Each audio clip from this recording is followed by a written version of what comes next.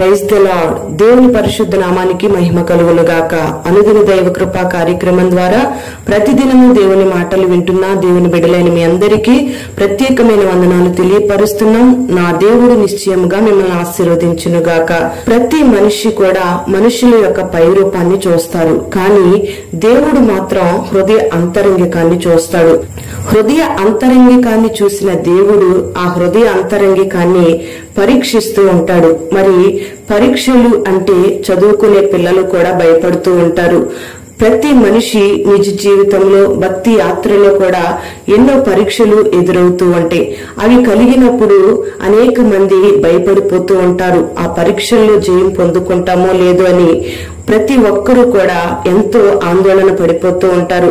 మరి అసలు దేవుడు ఎందుకు మనిషిని పరీక్షిస్తున్నాడు అని పరిశుద్ధ గ్రంథంలో మనం గమనిస్తే అనేక మాటలు రాయబడుతూ వచ్చాయి. ఒక మాటను మనం గమనించినట్లయితే దేవుడు మనల్ని ఎందుకు పరీక్షిస్తాడు అని మనం తేటగా గమనిస్తే నిర్గమాకాండము 20వ అధ్యాయం 20వ వాక్యంలో, అందుకు మోషే భయపడవద్దు, మిమ్మును పరీక్షించుటకును మీరు పాపము చేయకుండా ఉండుటకు ఆయన యందు భయము మీకు కలుగుటకును అని ఈ వాక్య భాగంలో రాయబడి ఉంది. ప్రియ దేవుని బిడ్డలారా, ఇక్కడ దేవుడు మనల్ని ఎందుకు పరీక్షిస్తాడో తేటగా రాయబడి ఉంది. మనం పాపము చేయకుండా ఉంటామో లేదో అని దేవుడు మనల్ని పరీక్షిస్తాడు అని ఇక్కడ తేటగా మనకు అర్థమవుతూ ఉంది. మరి పరిశుద్ధ గ్రంథంలో యోసేపుకు ఈ పరీక్ష ఎదురవుతూ వచ్చింది. ఏ మాత్రం కూడా యోసేపు అపజయం పొందకుండా ఒక జయాన్ని ఈ పరీక్షలో చూస్తూ వచ్చాడు. ప్రియ దేవుని బిడ్డలారా, ఒక ఇష్టమైన వస్తువును దేవుడు నీ ముందుంచి నిన్ను పరీక్షిస్తాడు. ఎవరూ లేనప్పుడు, నువ్వు ఒంటరిగా ఉన్నప్పుడు నువ్వు పాపం చేస్తావో లేదో అని ఒక పాపాన్ని నీ ముందు పెట్టి నిన్ను దేవుడు పరీక్షిస్తూ ఉంటాడు. మరి ఇలాంటి పరీక్షే యోసేపుకు పరిశుద్ధ గ్రంథంలో ఎదురవుతూ వచ్చింది. మరి యోసేపును మనం గమనిస్తే యోసేపు ఏ మాత్రం కూడా భయపడకుండా ఆ పరీక్షలో నిలిచి విజయాన్ని పొందాడు. ఏ మాత్రం కూడా పాపానికి అవకాశం ఇవ్వకుండా యోసేపు పరిశుద్ధంగా జీవిస్తూ వచ్చాడు.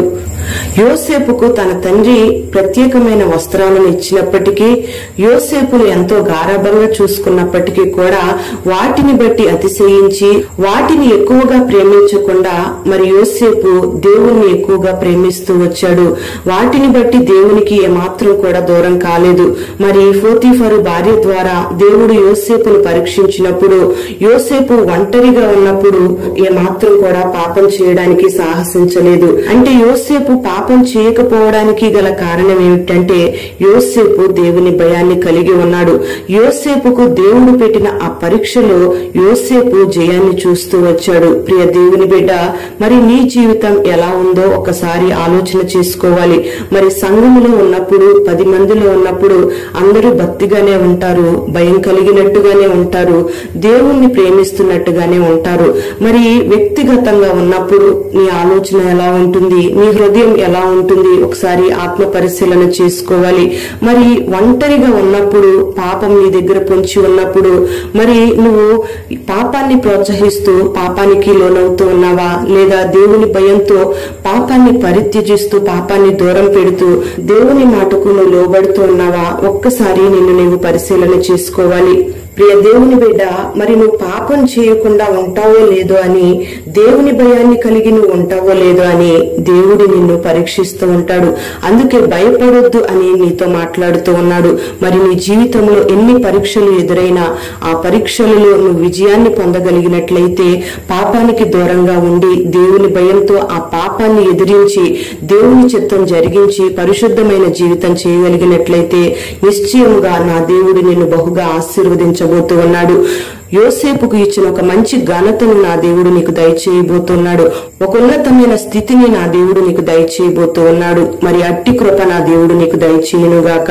ప్రార్థన. పరిశుద్ధుడవైన తండ్రి, ప్రేమ కలిగిన దేవానికి స్తోత్రం చెల్లిస్తున్నాం. ఈ దినం ఈ మాటలు వినని బిడ్డలందరినీ కూడా పేరు పేరున మీరు ఆశీర్వదించండి. పాపము చేయకుండా నీ బిడ్డల్ని మీరు పరిశుద్ధపరచండి.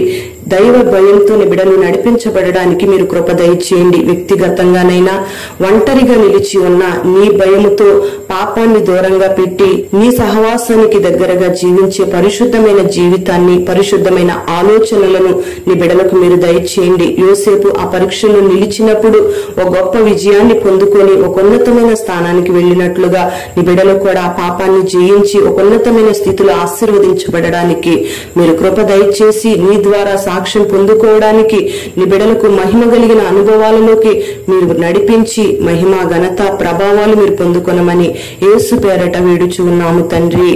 ఆమేన్.